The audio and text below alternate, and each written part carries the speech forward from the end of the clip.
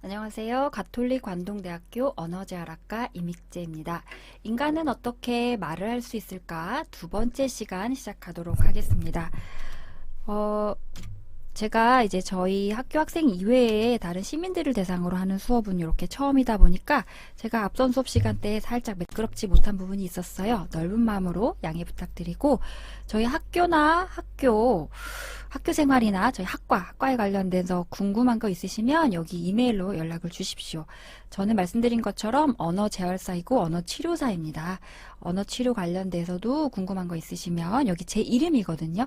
ikjaim@cku.ac.kr로 연락 주시면 제가 궁금증에 대해서 제가 아는 지식이 있는 한에서는 아는 바에 의해서 이렇게 답변을 해드리도록 하겠습니다.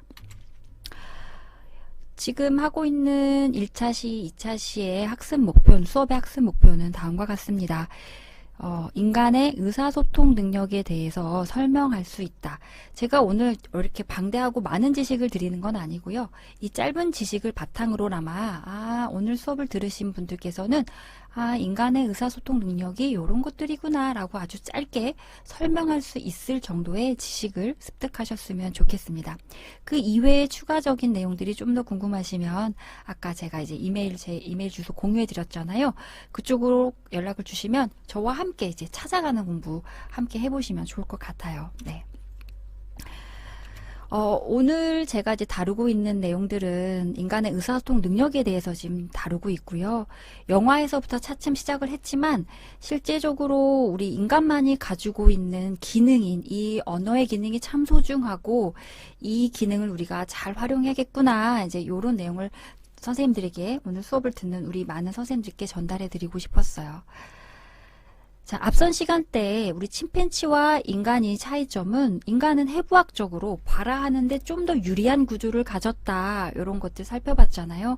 그리고 그 구조를 활용하는 데 있어서 인간의 뇌가 그냥 선천적으로 조금 뭔가 좋은 기능이 그리고 능력적으로 더 개발할 수 있는데 조금 더 효율성이 있었다라고 정리해 볼 수 있겠어요. 그럼 침팬지가 말을 아예 할 수 없는 건 아니니 그 침팬지에게 말을 가르쳐 보는 건 어때요? 라고 또 다른 궁금증이 생길 수도 있을 것 같아요. 왜냐하면 침팬지가 앞선 다른 연구에서 살펴봤던 연구에서 인간의 자음과 비슷한 자음을 산출했거든요. 물론 이제 우리 인간의 자음의 목록수가 더 많아요. 인간은 좀 더 정교한 발음을 할 수 있었지만 침팬지는 이제 그 정도까지는 아니었죠. 그런데 침팬지에게 교육이라는 걸 시도해보면 어떨까? 자, 유전학적 연구를 통해서 침팬지에게 이제 말을 가르쳐 보기 시작한 거죠. 인간의 유전자를 98% 정도 닮았대요. 굉장히 많이 닮았죠. 인간의 유전자 98%를 닮은 침팬지도 의사소통을 통한 대화는 불가능했다. 자, 의사소통이라는 거는 말하는 사람과 청자 간의 어떤 의도를 가지고 대화가 오고 가고 주고 받고 하는 행위가 이루어지는 것을 의사소통 과정이라고 하는데 이렇게 의사소통 과정의 대화는 불가능했다. 이 의사소통 과정에서는 말하는 거, 주고받기 같은 행동이 이루어지는데 이때는 기다려지는 것도 필요하고요. 다른 사람이 말을 하는 동안 내가 참고 기다려야 돼요. 굉장히 고도의 기능입니다. 이 기능도 필요하고 그리고 내 주장을 관철시키기 위해서 좀 더 효과적으로 발화해야 되고 좀 더 또박또박 다른 사람이 내 주장에 잘 이끌려 올 수 있게끔 정확한 발음을 하는 것도 중요해요. 그래서 인간만이 복잡한 소리를 낼 수 있게끔 진화되었다라고 보는 게 일반적입니다. 언어 그리고 말은 인간을 다른 동물과 비교할 때 가장 두드러지고 특별한 능력이라고 표현해요. 인간만이 가진 고유한 기능이고 그리고 아주 특별한 기능이 뭐다? 말을 하는 거고 의사소통 기능을 가지고 있는 것이다. 언어 구사 능력은 고등의 지적 능력이 동반된 경우에서야 가능하다. 우리 인간이 할 수 있는 고등의 지적 활동이 이렇게 바로 뭐다? 의사소통 활동이고 언어이다. 네. 저는 그래서 제 학문을 공부하는 데 있어서 자부심이 있고요. 재미있어요. 인간만이 하는 이 지적인 활동에 대해서 탐구하고 진리를 자꾸 찾아내는 것들을 저희 학교에서 하고 있거든요. 그래서 선생님들도 이 즐거운 활동에 많이들 동참하셨으면 좋겠습니다. 생각과 문화, 사고, 경험을 통해서 말과 언어가 형성이 되죠. 이거 너무 중요해요. 우리 환경에 의해서도 교육에 의해서도 우리 인간의 말은 바뀔 수 있어요. 그리고 경험에 의해서도 인간의 말은 참 영향을 많이 받는 것 같아요. 네. 침팬지와 인간이 언제부터 갈렸냐면 사실 그렇게 먼 시간은 아니에요. 600만 년 전에 갈라졌는데 인간의 언어 사용은 그 중에서도 약 10만 년 전에 이게 비로소 완성이 되었다고 추정을 해요. 즉 인간도 비로소 언제 10만 년 전에 비로소 언어 능력을 터득했다고 보는 게 일반적인 정설입니다. 즉 침팬지와 인간이 쭉 같이 오다가 인간이 이제 진화를 하잖아요. 그리고 진화하고 바로 했던 건 아니에요. 언제 10만 년 전쯤에서야 비로소 우리는 언어를 사용하게 되었다. 인간은 어떻게 말을 할 수 있었나요? 네, 굉장히 유명한 심리학자이고 언어학자인 노암 촘스키는 이렇게 주장합니다. 우리 인간의 언어는 생득적으로 습득된 것이고 이미 유전적 결정으로 인해서 우리는 언어 습득 장치라는 것을 가지고 태어났다. 이렇게 주장을 했어요. 그렇고 이것은 지금 현재까지 일반적인 정설로 받아들여지고 있어요. 즉 엄청나게 많은 노력도 물론 이제 인간을 후천적으로 하기도 하였겠지만 그것이 아니라 어린 아이들이 스스로 언어를 습득하는 과정을 살펴보니 생득적으로 얘는 언어를 잘 습득하게 된 어떤 장치 같은 걸 가지고 태어나는 것 같구나. 그게 언어 습득 장치라고 촘스키는 정의를 했고 우리는 인간은 그걸 가지고 있다. 이제 요런 내용을 주장을 했죠. 그래서 이제 결국 DNA가 결정이 되고 있다는 것도 이제 추후의 연구에서 살펴보게 되는데 언어 문제가 있는 한 가정을 종단 연구, 즉 길게 이제 연구를 한 거예요. 할아버지, 그리고 할아버지의 자식인 아빠의 직계들, 그리고 아빠의 자손들 이렇게 종단 연구를 했더니 유전자가 있는 가족에게서는 그 후대에서도 비슷하게 말소리 장애가 나타났다더라. 이런 연구도 있었어요. 그래서 이미 유전적 결정에 의해서 말을 잘하고 또는 일부 이제 못하는 친구들이 있는데 못하는 것들은 모두 다 그런 건 아니지만 일부 유전적인 성향을 가지고 있을 수도 있다. 네. 자, 이제 유전적인 성향을 살펴보게 되었는데 이 뇌에 의해서도 즉 뇌가 관장하는 주요 역할 중에서도 이 언어 기능이 있었어요. 그래서 캐나다의 신경외과 의사인 펜필드라는 사람은 본인의 환자, 간질 환자, 이제 뇌전증이라고 합니다. 예전에 이제 우리가 간질이라고 표현했잖아요. 뇌전증 환자를 대상으로 본인의 이제 환자 직접 대상으로 뇌를 이렇게 열어가지고 뇌 수술을 하면서 열어서 이 뇌의 어떤 영역을 이렇게 자극을 줘봤더니 그거에 반응하는 우리 신체 부위가 딱딱 정해져 있다는 것을 알게 되었어요. 그게 누구였냐면 캐나다의 신경외과 의사인 펜필드라는 사람이었고 이 사람이 난쟁이 그림이라는 인간의 뇌를 바탕으로 인간의 뇌는 특정한 영역의 기능을 담당한다. 그래서 호먼큘러스라는 난쟁이 그림이라는 것을 만들게 되었습니다.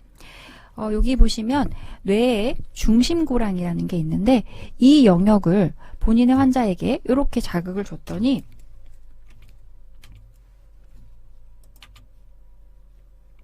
네, 여기를 이렇게 자극을 했더니 눈이 움직이더래요. 눈이 이렇게 거기에 전기 자극을 줬더니 그리고 이쪽에 밑에 쪽에 있는 데를 여기 F라고 써 있는 데를 이렇게 눌렀더니 이번에는 얼굴이 움직임을 느꼈어요. 자기 환자가 이렇게 뇌를 해부학적으로 열어서 중심고랑인 데가 있고 그 앞쪽 부분에 이렇게 자극을 줬더니 특정한 우리 신체 부위가 움직인다는 거를 이 사람이 발견하게 되었고, 요걸 이렇게 난쟁이 그림처럼 도식화했어요. 자, 요 그림은 바로 이 앞에 부분에 여기 있는 부분을 이렇게 잘라서, 요거 잘라서 다시 요렇게 편편하게 다시 다른 모양으로 살펴봤을 때 요렇게 표현해 볼 수 있겠고, 이 중에 여기 보세요. 자, 요만큼 벌써 그 뇌에 이렇게 중심고랑이 있었잖아요. 중심고랑의 앞부분만을 이렇게 잘라서 요걸 다시 어떻게 표현해 보면 좋을까요? 우리 이렇게 롤케이크 있잖아요. 롤케이크 이렇게 동그랗게 돼 있는 이 중에 얘를 요 가운데 부분을 이렇게 잘라서 요걸 잘라서 이렇게 동그란 모형으로 살펴본 거죠. 그렇게 살펴봤을 때 무려 이렇게나 많은 영역이 어떻게 얼굴을 담당하고 있어요. 즉 뇌에 되게 많은 영역 중에 요만큼이 어디? 우리 얼굴 근육을 움직이는데 활용되고 있다. 즉 말을 하려면 이 얼굴에 이 근육들을 다 사용해야 되잖아요. 말을 하기 위해서 인간의 뇌는 엄청나게 많은 영역의 협응이나 또는 이런 기능적 수행을 하고 있다. 이렇게 살펴볼 수가 있죠. 요거를 다시 이렇게 도식화해 본 건데요. 여기 앞에 중심고랑이 있고 여기를 이렇게 표현해 보면 여기 본 것처럼 자 보세요. 뇌의 이쪽은 목, 이마, 눈꺼풀과 눈동자, 얼굴, 입술, 턱, 그 다음에 우리가 말하고 있는 여기 이제 조음체들이 다 나오는데 혀, 후두, 인두 이런 영역을 담당합니다. 어디에서? 뇌에서 담당을 하죠. 그래서 우리 주변에 안타깝게도 뇌졸중 예전 표현으로 하면 이렇게 중풍 환자들이 있잖아요. 뇌졸중을 겪는 환자들은 뇌에 손상이 왔기 때문이거든요. 뇌에 손상이 와서 이 뇌가 담당했던 혀나 턱이나 입술, 얼굴의 근육들에 대해서 손상을 받은 거예요. 즉, 이 입술과 이 얼굴 근육을 담당하는 뇌가 손상이 되었기 때문에 이 영역의 근육의 긴장성을 조절하는데 문제가 나타나게 되는 거죠. 여기가 다쳐서 이 뇌졸중 환자들이 말을 잘 못하고 그런 것이 아닌 거 알고 계시죠? 그래서 어디가 손상됐다? 이 움직임을 담당하는 뇌의 운동 영역이 손상되었기 때문에 그분들이 발화하는데 조금 어려움을 겪고 있다. 그래서 저희 언어재활사들은 뇌졸중 환자들을 많이 도와드리려고 노력하고 있어요. 재활치료하면서 실어증 환자들도 지금 저희가 보고 있고 그 다음에 말운동장애, 마비말장애, 말에 마비가 생겨서 발화하는데 조금 문제가 있거나 공명장애가 있어서 말소리를 할 때 조금 콧소리가 좀 많이 나는 분들이 계시거든요. 그래서 뇌졸중 겪고 난 이후에 발음이 좀 많이 안 좋은 것 같아요. 그런 분들이 이제 있으시잖아요. 그런 부분들 저희가 교육하고 치료하고 재활훈련하는데 도움드리고 있습니다. 누가? 언어재활사들이 그런 역할을 하고 있습니다. 네.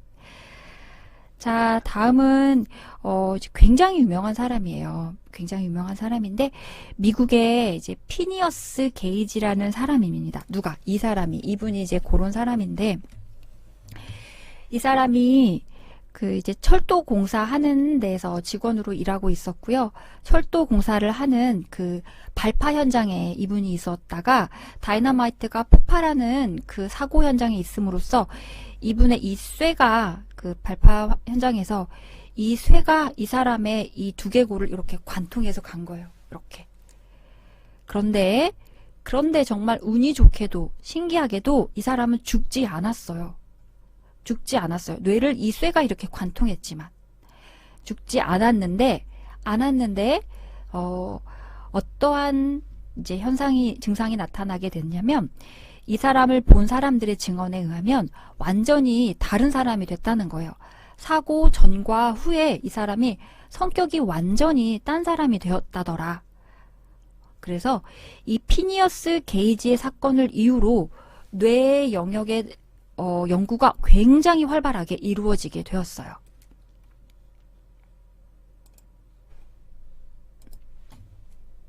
네, 이 사건을 계기로 해서 말씀드린 것처럼 이 신경해부, 뇌해부에 관한 연구가 굉장히 활발하게 이루어지게 됐죠. 그래서 이제 미리 답을 좀 말씀드리면 뇌가 손상됐다고 해서 우리가 바로 죽거나 그렇지는 않아요. 뇌의 이제 일부 영역, 뇌관이나 다르게 생명 유지에 관여하는 뇌가 손상이 되면 바로 이제 사망할 수는 있지만 이 사람이 지금 다친 영역은 우리 생명 유지에는 관여하지 않는 뇌 영역이었던 거죠. 앞서 우리가 이 얼굴을 담당하는 뇌 영역이 있었잖아요. 그쵸? 그런 것처럼 이 사람이 손상받은 영역은 성격이라든지 경험 등 이런 것들을 담당하는 영역에 손상이 되었기 때문에 성격이 이렇게 바뀌게 된 것이죠. 그래서 이 사람은 이 사고 이후에도 살았어요. 죽지 않고 살았지만 이 성격이 조금 이제 변화와 이상이 생기게 되면서 조금 외로운 삶을 살았다고 합니다. 그 이후의 사회화 과정에서는 좀 실패했던 것으로 보여요. 네. 그 다음에 이제 이 사람도 뇌신경학자인데 폴 브로카라는 프랑스의 이제 의사 선생님이 이후에 또 짜잔하게 등장하게 되죠. 이 사람이 마주한 환자의 이름은 탄이었는데 이 사람이 환자에게 안녕하세요. 선생님 어디가 아프세요? 그렇게 질문을 하면 자기가 아픈 곳들을 이렇게 명확하게 잘 집어내요.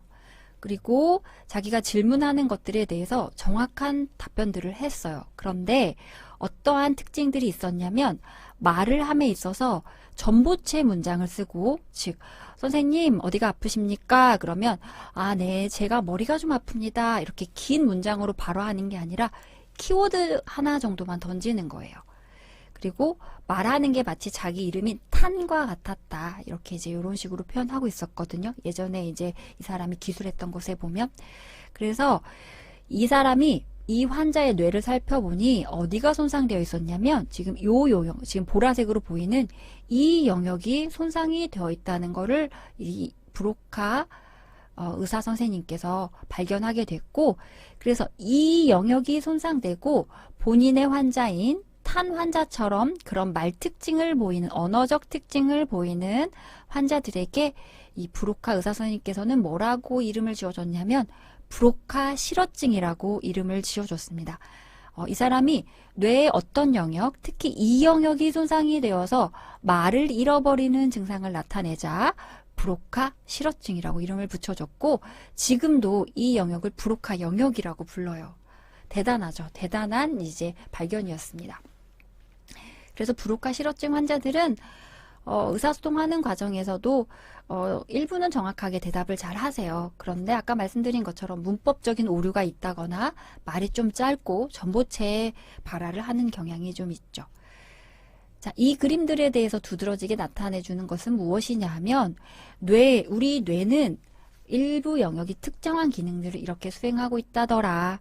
그러면서 골상학, 뇌가 이제 하나하나 쪼개지면서 번호가 다 붙여져요. 1번부터 44, 45, 21, 22 이런 식으로 너무너무 중요한 것처럼 이제 이 번호가 다 하나하나씩 다 붙여지게 되죠.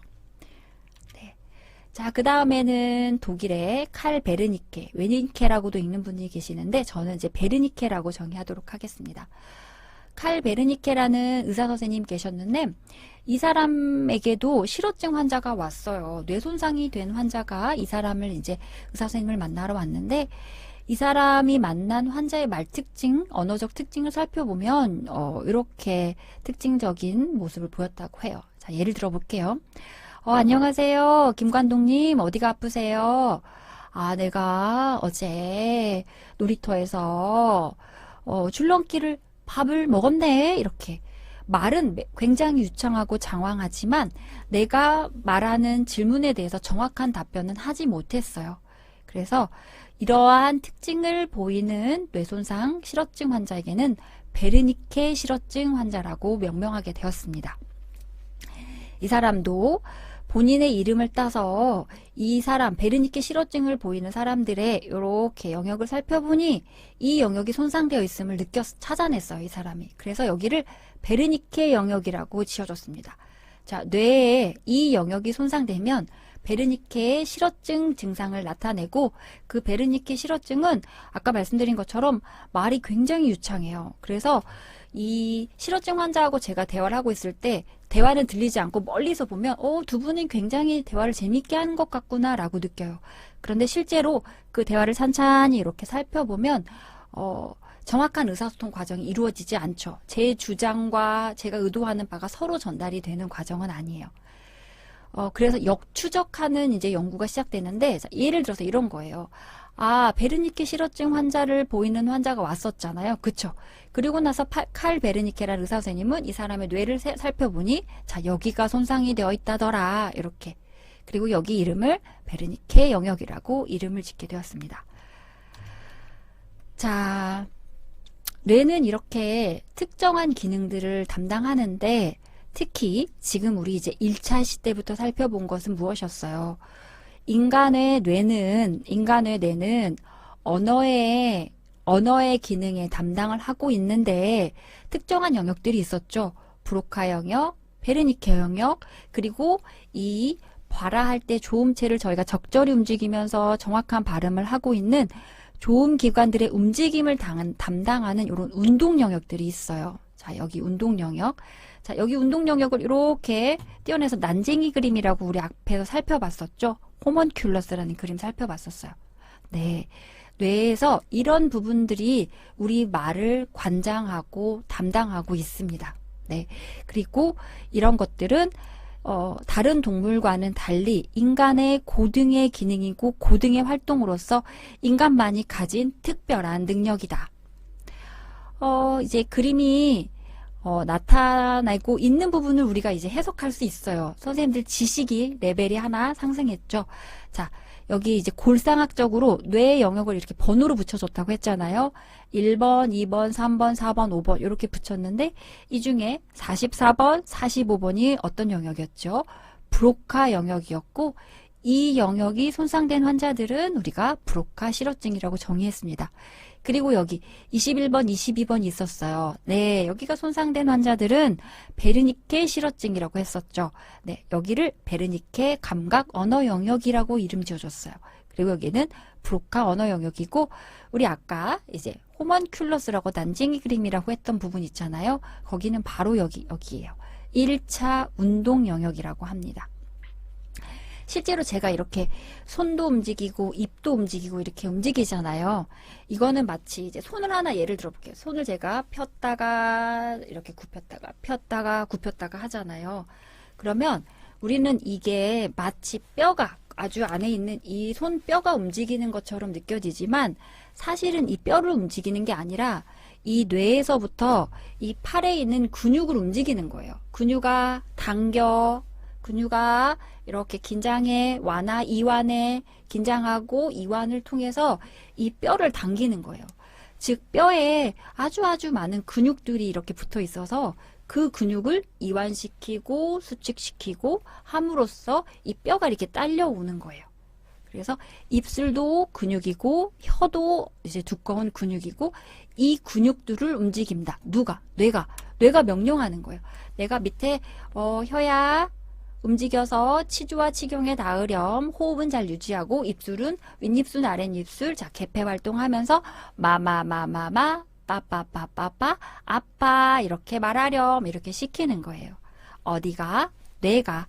자 이렇게 해서 뇌까지 살펴봤어요. 별로 어렵지 않았죠. 뇌라면 왠지 무섭고 어려운 영역인 것 같았지만 아주 간편하게 아주 쉽게 잘 살펴볼 수 있었습니다. 자 이제 요게 호먼큘러스이고 이 인간의 뇌가 얼마나 중요한지 요걸 보면서 또 재차 저희가 이제 확인할 수 있었어요. 이렇게나 많은 부분이 말하는데 뇌가 참여하고 있어요. 네, 중요한 일이어서 그렇죠. 손도 마찬가지예요. 그래서 손도 굉장히 뇌가 이 손 하나 움직이는데 굉장히 많은 뇌들이 움직이고 있다는 거. 네, 요거 한 번 더 짚어드렸습니다. 이제 이게 최종 마지막 이제 해볼 수 있는 자료인데요. 오늘 수업의 주제가 우리 의사소통하는 과정에 대해서 우리가 설명할 수 있다였잖아요. 그리고 이것을 설명하기 위해서 우리가 다루었던 질문이 무엇이었죠? 인간은 어떻게 말할 수 있는가? 자, 인간은 뇌가 이런 영역들이 작동하기 때문에 말을 할 수 있는 거다. 이렇게 정의해 볼 수 있겠네요. 간단하게는. 자, 우리가 말을 하려면 저는 지금 이제 지금 저의 말을 즉각적으로 대답해서 듣고 있는 의사소통 과정은 아니잖아요. 일방적으로 제가 이 자료를 보고 바로 하는 과정인데, 이제 제 수업을 듣고 있는 선생님들하고 저하고 이제 의사소통 과정에서 이 신경의 경로, 말을 듣고 뇌가 반응해서 말하는 경로를 살펴보면, 제가 이제 선생님들께 질문을 드리잖아요. 안녕하세요. 잘 지내셨어요? 저는 가톨릭 관동대학교 언어재활학과 이믹재라고 합니다. 그러면 선생님들께서 그 소리를 귀로 들었잖아요. 아, 네, 반갑습니다. 라고 귀를 통해서 이 들은 정보를 뇌로 보내요. 그리고 뇌에서는 그걸 해석해내는 거예요. 한국 사람이니까, 아, 네, 저 사람이 나한테 인사하는구나, 말했구나, 가톨릭 관동대학교라고? 그러면서 이 베르니케 영역으로 이 정보를 보내줘요. 그리고 나서 다시 운동 영역으로 보내서 네, 혀와 입술을 움직여서 발화를 하겠구나. 그리고 이제 밑에 있는 호흡기관도 잘 유지를 하면서 발화를 하거든요. 이런 것들이 다 협응이 적절히 이루어져야지만이 우리가 발화를 잘 하게 돼요. 그래서 이 영역들이 이렇게 해서 의사소통하는 과정을 뇌로 도식화해 본 게 요 그림이 되겠습니다.